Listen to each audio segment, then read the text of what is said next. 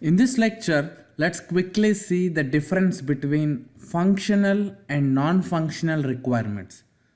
So basically all the business requirements, whatever client provides you, we have to classify them into functional and non-functional. Okay, so that's how they will get classified. So when you say functional requirements, they are nothing but which describes the behavior of the system. So till now, what all test cases we have seen as an example in our course are all fall under functional requirements only, because we are keep on discussing the behavior of the system. Now, let's say you are working in one banking application. So what could be your functional requirement? You have to make sure that user is able to see his balance, make the payments, view the statements. Okay, so what all he can do as functionality perspective, all those come under functional requirements. Now, if I take my website QA Click Academy as an example, so what are functional requirements here? Whether user is able to register in the website or log in into the website, or whether he can join the newsletter, he can buy a course, he can actually view the course details, what all, everything which you can do as one flow on the website will be treated as a functional requirement. Okay, so if everything comes under functional requirement, then what exactly non-functional requirement does here? So obviously these are any other requirement which does not fall under functional requirements. So these can be used to judge the operation of system rather than specific functional business requirement behavior. They will look in operation wise. For example, like how much load if your application can handle. Okay, so on the weekends there are a lot of people who will be visiting this QA Click Academy website because they want to view as they have some free time in the holidays. So at that time users load will be heavy. So how your application is behaving when 1,000 users are accessing your website? Is application going down or is application very slow? So that's a performance testing. Okay, that comes under non-functional requirement, because here you are not specifically testing some functionality, you are actually testing the whole performance. It's related to system infrastructure. So that comes under non-functional. Now, right now there are 12 courses in this website. So tomorrow I am going to put one more course. So whenever you include more and more GB of data on your server, will your server able to handle it or not? Okay, for example, if you go to Google Drive, the maximum space they give for free version is around 15 GB. So what happens if you store 16 GB? Similarly, for every server, there is some limit of handling the GB data, maybe it in terabytes or whatever. So how server handles the scalability? Okay, this also come under non-functional. This again will not be treated as a functional requirement. So that's why I said till last lecture, what all test cases we have seen from business perspective, all those come under functional requirements. Non-functional are something where you can say performance testing, stress testing, load testing, all these fall under non-functional. Now, usability, how convenient it is to the students to access this application from mobile. Okay, this is like usability testing, whether if he is able to buy the course from mobile, or if something flickering happening on mobile, avoiding the user to buy a course. Okay, that we say as a usability testing. We do that in tablets, mobiles, and different Android and iOS versions. So that's again, you know that functionality is working, but you are making sure that if that functionality is working through mobile or not.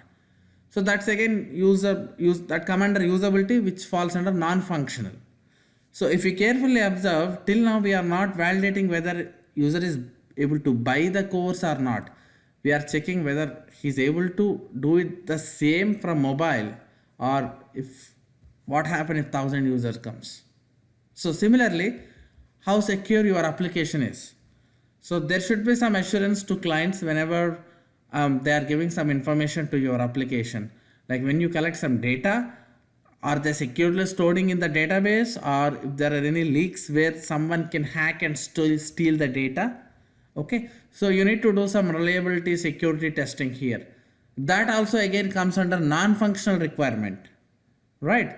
And recoverability.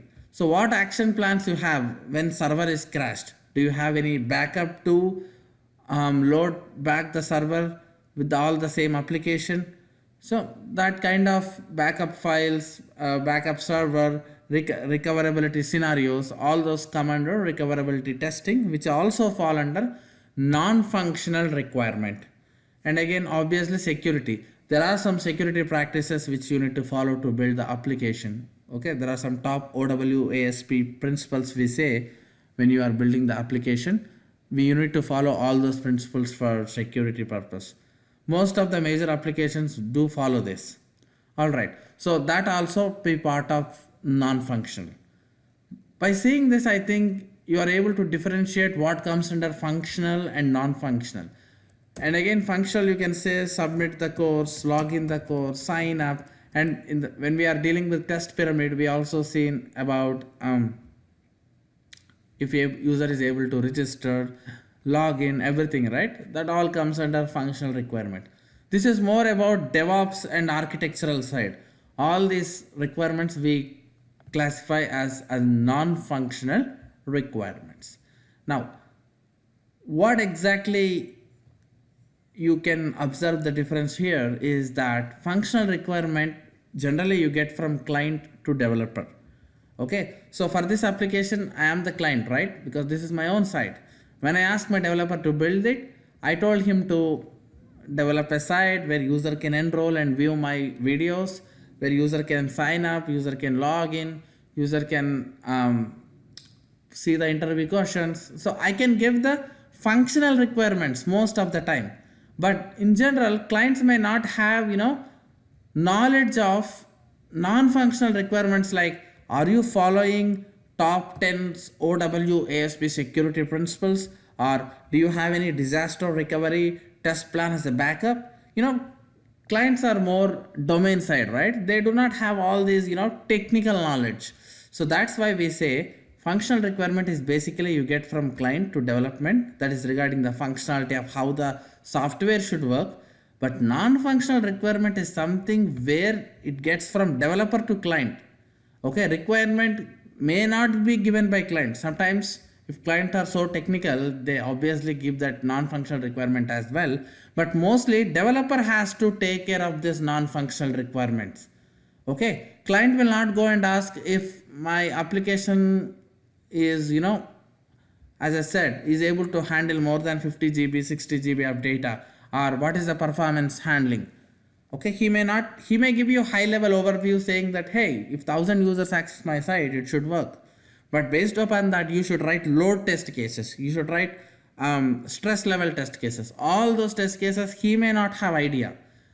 Okay, so those all basically these requirements we say as non-functional, and non-functional developer has to be more prone and take initiative to come up with the requirements and share with testers. Or QA. When I say developer is any agile team member. Okay, in agile there is no specific hat that developer only should do it, right? Agile team should come up with non-functional requirements, or QA has to specifically derive all this and make sure their system and application is working as per the non-functional requirements defined. So you may get requirements on high level from client, but it's your duty to prepare this.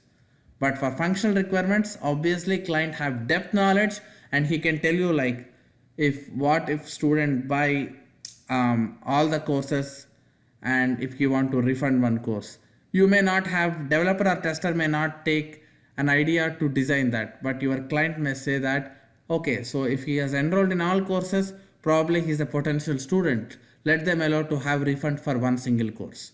But what if he enrolled only in one single course and asking a refund? We may not give that, saying that you may not think that he's authorized or potential user who is actually having trust on our site, something like that. All those details you can expect from the client, but regarding security, load testing and all this, agile team should come forward to discuss this non-functional. So the main reason why I'm teaching this lecture is that as an agile team member, you should play an important role in deciding non-functional requirements. All right. So that's the brief discussion about this, and we'll come up with one more new topic in the next lecture. Thank you.